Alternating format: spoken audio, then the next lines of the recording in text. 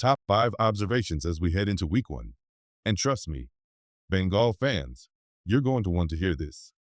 Let's kick things off with the biggest one.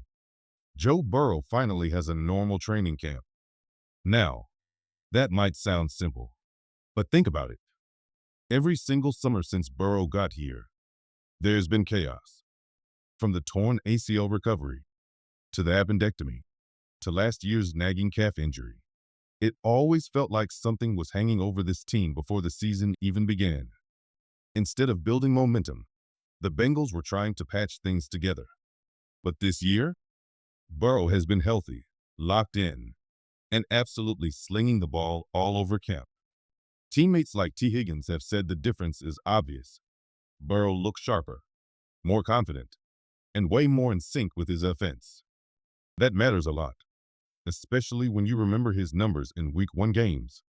A 74.9 passer rating compared to 103.1 in all other regular season games. It's clear the slow starts have held him back. Before we get into the latest Bengals news, make sure you hit that subscribe button, drop a like, and don't forget to press the bell icon so you never miss an update. Now, let's move on. Back to Burrow. If this team can avoid the sloppy Week 1 losses that have haunted them under Zach Taylor, things could get scary for the rest of the league. Taylor's record in season openers is just 1-11, and those early stumbles have cost Cincinnati momentum before. But imagine a healthy Burrow, Chase, Higgins, and Mixon all firing from the very start. If the Bengals can flip the script and start 3-0 this year, fans won't just be talking about the playoffs.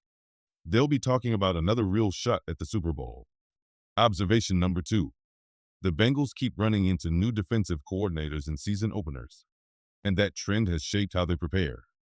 For 3 straight years, Cincinnati's first opponent came in with a fresh defensive system. That makes scouting tougher, because you don't know exactly what looks you'll face when the real games begin. This season, though, it's a little different. The Bengals open against the Browns, and Cleveland's defensive coordinator Jim Schwartz isn't new to the job. He's been running that defense, and the Bengals know what his tendencies are: aggressive fronts, heavy pressure, and disguises that can rattle quarterbacks early. The familiarity could finally work in Cincinnati's favor. That's also why the Bengals kept things so basic in the preseason. Zach Taylor himself said, "Our identity is on tape. There's no reason to put it out there right now." In other words, don't expect to see Burrow and this offense revealing their tricks in meaningless exhibition games. They stayed vanilla on both sides of the ball, holding back the real playbook until Week 1. And honestly, that's smart. The Bengals know exactly what Schwartz brings, and they'll want to counter with surprises of their own. Instead of tipping their hand in August, they've been building up to September, when the plays actually matter. If Cincinnati can use that element of timing and preparation, mixing in wrinkles Cleveland hasn't seen yet, they could flip the script on those slow starts and make a statement right out of the gate. Observation number 3. Beating Cleveland always comes down to one thing: stopping the run. The Browns want to set the tone with Nick Chubb and their ground game. And if Cincinnati can't control that, everything else becomes an uphill battle. That's why the Bengals made a point of adding size and toughness up front. And one of the most exciting pieces is 340-pound defensive tackle TJ Slayton. He's not just big, he's explosive. Coaches have praised how he holds his ground against double teams, sheds single blocks with power, and still plays with surprising energy for a man that size. We've already seen flashes of that in training camp. Slayton showed his raw strength by tossing linemen aside like rag dolls. That kind of presence in the middle changes everything. It frees up linebackers to fly around and makes it harder for Cleveland to bully their way down the field. If Slayton brings that same dominance into real games, the Bengals' defensive line could be the anchor this team has been missing. And on the offensive side, another name Bengals fans need to watch is Chase Brown. Over his final 8 games last year, Brown averaged 116 scrimmage yards, combining rushing and receiving. What makes him stand out isn't just production, it's his work ethic.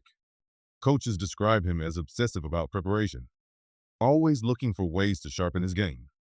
That hunger shows every time he touches the ball. Pairing Slayton's power on defense with Brown's versatility on offense gives the Bengals two young weapons who could make an immediate impact in a rivalry where every inch matters. If both step up, Cincinnati has a much better chance of flipping the script against the Browns in Week 1. Observation number 4. Chase Brown's buzz is no longer just a Cincinnati thing. It's national. That's how you know a player is turning heads.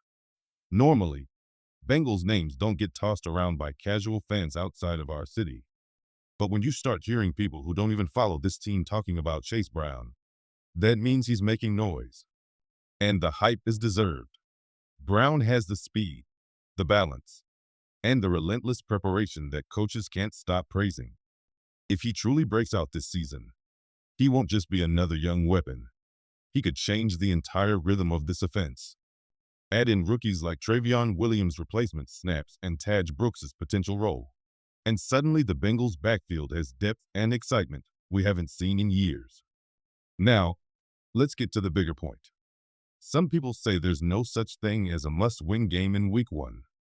I couldn't disagree more. This matchup against the Browns isn't just another opener. It's a divisional showdown, and it matters on every level. For years, the Bengals have struggled with slow starts. Losing Week 1 doesn't end your season, but it digs a hole you have to climb out of, and it hands momentum to a rival. Winning Week 1, especially against Cleveland, does the opposite. It sets the tone for the year, builds confidence, and sends a message across the AFC North. That's why this game is a statement opportunity. A win here would silence all the talk about slow starts and immediately put the Bengals in the driver's seat. A loss wouldn't end the dream, but a victory would make it clear. This team means business from day one. Observation number 5. Week 1 isn't just about winning a football game. It's about setting the narrative for the entire season. The Bengals know this better than anyone. For years, the story has been about slow starts, sloppy openers, and the frustration of digging out of an early hole. That script has to change, and 2025 is the year to flip it. Cleveland is no pushover, but let's be honest, this is a very winnable game. The Browns are talented, but they're not at their most dominant. This isn't like opening against the defending champs or the hottest team in football. It's a divisional rival with clear weaknesses. Vegas even has Cincinnati favored by nearly a touchdown, and that reflects reality. The Bengals should win this matchup. Losing it wouldn't just sting. It would be downright embarrassing. That's why players like Cam Taylor-Britt have been vocal about shutting down the outside noise. He said it best. We just have to go out there and do better, and nothing else will be said. In other words, the Bengals can silence the doubters with their play, not their words. This opener means more than just starting 1-0. It's about proving the Bengals can take control of their season from the very first snap. A victory in Week 1 says, the past is the past. The excuses are gone, and this team is ready to chase greatness right from the start. If Cincinnati walks away with this win, it won't just be one mark in the standings. It will be a statement that the Bengals are locked in, hungry, and ready to make 2025 special.